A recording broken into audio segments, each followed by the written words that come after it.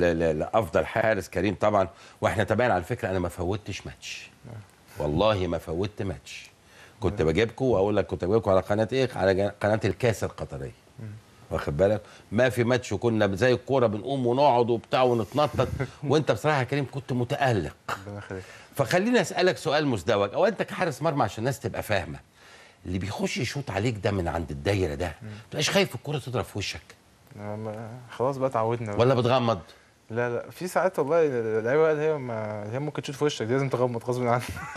يعني انا اقصد كده يعني. لا يعني مش في كل الاوقات، بس يعني في الماتشات اللي هي في الماتشات بقى اللي هي بجد يعني، لا التغميضه دي تبقى يعني. طب ما جاتلكش مره حاجه في وشك؟ لا اكيد طبعا بتيجي في وشك حاجه جامده جامده اذيتك يعني؟ لا الحمد لله لحد دلوقتي ما فيش، هي بتوجع بس. بتوجع. انا بسالك سؤال للناس اللي ملهاش قوي في كره اليد، افهمهم يعني، لان المسافه ما بينك وما بينه هي مسافه الدايره دي كام متر من 6 متر بس، هو ما بين اللعيب وبيني مثلا ممكن تبقى متر 2 متر، وهو بينط في الهواء بيخش وانا بطلع قدام وانت بتتحرك لقدام يعني لو رزع. طب هل انت في لعبتكم حد ممكن يتعمد يأذي الحارس في انفراد يقوم ملبسها له في وشه عشان يخلص منه؟ اما حصلت مع كابتن حماده الروبي في كاس العالم 2001 اللي هو كان في فرنسا، كان مصر وفرنسا في السيمي فاينل، وهو كان عامل ماتش طبعا يعني، ده ماتش تاريخي يعني. ماتش تاريخي كان قافلها يعني، كنا هنكسب بسبب كابتن حماده الروبي، بس هم شاطوا الكوره في وشه مرتين وحصل متعمدين. بس في قانون بقى دلوقتي يعني بيمنع اللعيب اللي هو شاطها في وشه، لو الحكم حست هي متعمده بياخد كارت احمر على طول. يعني بره خالص ما ينزلش تاني؟ لا كارت احمر خلاص لو الحكم حس ده يعني ده السنس بتاع الحكم بقى. بتبقى باينه يعني، هو لو شاطها في وشه كده هو على طول بيديله كارت احمر بيستنى. انا اتصور لو حارس زيك جامد قوي وانا قصادك وعايز اخلص منك هقوم. كان في برضه ممكن يعني يقول حاجه زي كده، ان برضه واحنا صغيرين كان بيبقى في تدريب للحراس، كنت انا بشوف ان الكوره يبقى في وشه. ممكن كريم هو يشرحها اكتر. هي ما جاتش عشان الكوره يعني ما اخافش من الكوره يعني، مثلا ممكن ابقى انام على الارض مثلا والكوره تتشاط من يعني تدريب انه يدي لك الكوره في وشك عشان تبقى واخد عليه. عشان افتح. لا بس وقت اللازمه هتبقى متظبطه يعني، مش هتبقى حنينه زي في التدريب ده اكيد يعني. طيب اقول لك يا ريشه، يعني اللي اتقابلتوا مع فرق من بره، يعني الفرقتين القطريتين كلهم من بره مش كده؟ تمام. كان كرواتيا اعتقد ولا كرواتيا زغرب ومونبلييه الفرنسي. كرواتيا زغرب ومونبلييه الفرنسي. وكرواتيا وفرنسا يعني وضعهم ايه في الكوره في اليد على مستوى العالم؟ اول وثاني العالم او ثالث تقريبا. اول وثاني. يا الفرقه كلها؟ لا مش يعني مش بالصوره كامله، بس يعني اغلب حتى هي كفرقه محترفه بتجيب لعيبه من بره كرواتيا كمان. يعني فرقه مونبلييه فيها 2 من تونس، فيها 3 من فرنسا، فيها ناس من بره فرنسا، فانت بتكون فرقه بتبقى اقوى من المنتخب. انت بتلاعب مستوى اعلى من المنتخب كمان يعني. بالظبط، لان مش كلهم وطنيين. اللي بيبقى المستوى كمان متطور. انت عندك كمان فرقه كيل الالماني دي يعني تعتبر اقوى من اي منتخب في العالم حاليا. فانت اللي انتوا لعبناها في السيمي فاينل. انتوا لعبتوها في السيمي فاينل بالظبط، اللي هي طلعتكم على الثالث والرابع بالظبط.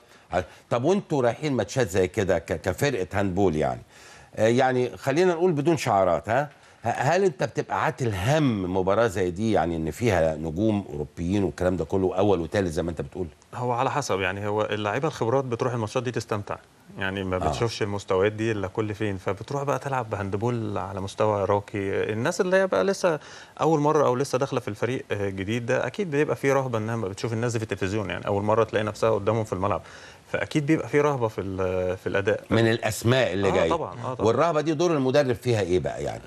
هو بقى خبرات بقى هو يكتسبها، يقول له العب، حاول تستمتع، الناس اللي قدامك دي زيك زيهم، مش زايدين عنك حاجه، استمتع وانت بتلعب، فبتلاقي واحده واحده بيبدا يكتسب خبرات بطوله في الثانيه، فبيتحسن الاداء. طيب عنصر اللياقه يا كريم، يعني عنصر اللياقه البدنيه، انتم ما لعبتوش دوري، ما هو الدوري كان واقف مش كده مظبوط؟ ده تاني سنه.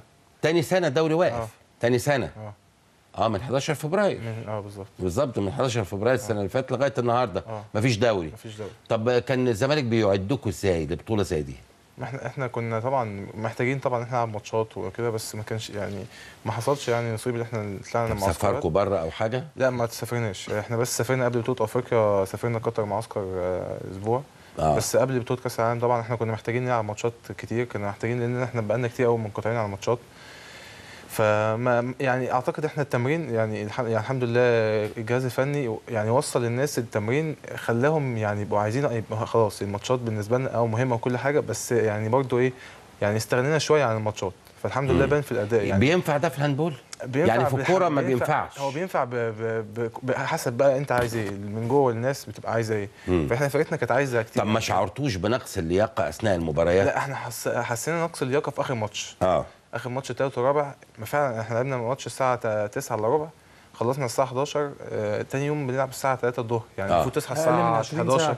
اقل من 20 ساعه. في الوضع العادي ده بيبقى طبيعي يا كابتن هاني؟ لا مش طبيعي. في الوضع العادي؟ في الوضع العادي لا ده مش طبيعي. يعني ده اوفر في الوضع العادي؟ هو اساسا قانون الاتحاد الدولي ما ينفعش الفرق ما بين الماتش والماتش لازم يبقى اكتر من 20 ساعه. الاتحاد الدولي اكتر من 20 ساعه. وانتوا لعبتوا اقل من 20 ساعه.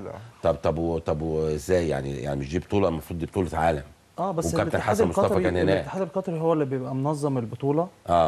بتبقى عنده في قطر، فبتبقى مش ما فيهاش مشكله شويه مع الاتحاد الدولي في بعض الحاجات. يعني برضو حضرتك عندك في الاتحاد الدولي في ان النهارده المفروض اي فرقه لازم بتجيب 3 لعيبه محترفين. طب هو جايب فرقه كامله بالمدرب. نعم.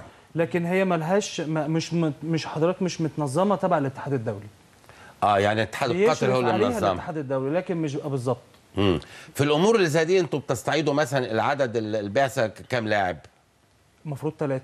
العدد البعثه لا اللعيبه 18 لاعب. يعني هل المدرب في بعض الامور اللي زي كده يلجا ان هو مثلا ممكن يلاعب مثلا مجموعه النهارده ومجموعه ثانيه بكره، ولا ده صعب؟ لا ما هو حضرتك بيبقى كل مجموعه مريحه تلعب، يعني بيبقى 3 4 هم اللي بيبقوا مريحين بس بره السكور.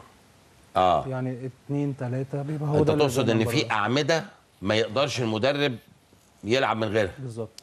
انا بتكلم عنده احتياطي. بيبقى عنده احتياطي، لكن هو عنده مثلا 2 أو 3 بره السكور خالص يقدر ينزلهم اذا لا قدر الله لعيب اتصاب، لعيب مثلا مش قادر يكمل ماتش، ممكن لعيب ينزل. يعني ريشه انا شفت ماتش حسن عواد مش كده؟ الجيش القطري. والجول كيبر اسمه ايه بتاعنا بتاع مصر؟ حماده النقيب. يعني حسن عواد لما لعب قدامكم كنت انت ساعتها في الملعب اعتقد. ما حصلش اي حوار؟ هو مصري وبيلعب ضدكم.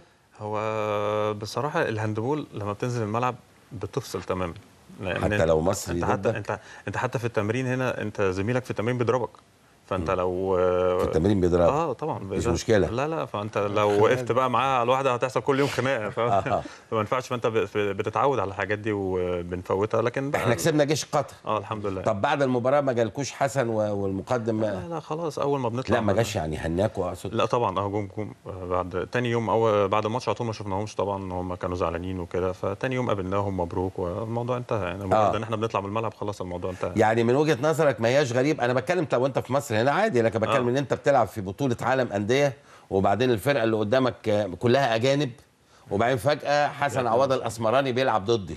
بتبقى فيها طبعا بتبقى غريبه شويه. طبعا. يعني هو انا اتصور هو نفسه، عارف يا كريم، اتصور حسن نفسه ممكن يستغرب نفسه رغم انه ده احتراف وطبيعي انه يلعب، لكن هيبقى هو اولا جو قدام اجانب مع مجموعه اجانب دي لوحديها شغلانه وما لعبش معاهم عمره، وبعدين قدامه كل الوشوش مصري. انتوا ما عندكوش ولا واحد اجنبي؟ لا. هل النادي عمره ما فتح عندكم احتراف اجانب؟ لا ما فيش حاجه في ال3 سنين اللي فاتوا دول، ما فيش اي، او حتى في التاريخ اعتقد ما كمان الفكره ان المستوى اللي هتجيبه احنا يعني في المنطقه من احسن المستويات، فانت لما هتجيب من اوروبا فاوروبا كده هم اوروبا مش هيجوا مصر يحترفوا فيها. يعني احنا نعتبر بالنسبه للمنطقه العربيه افضل مستوى.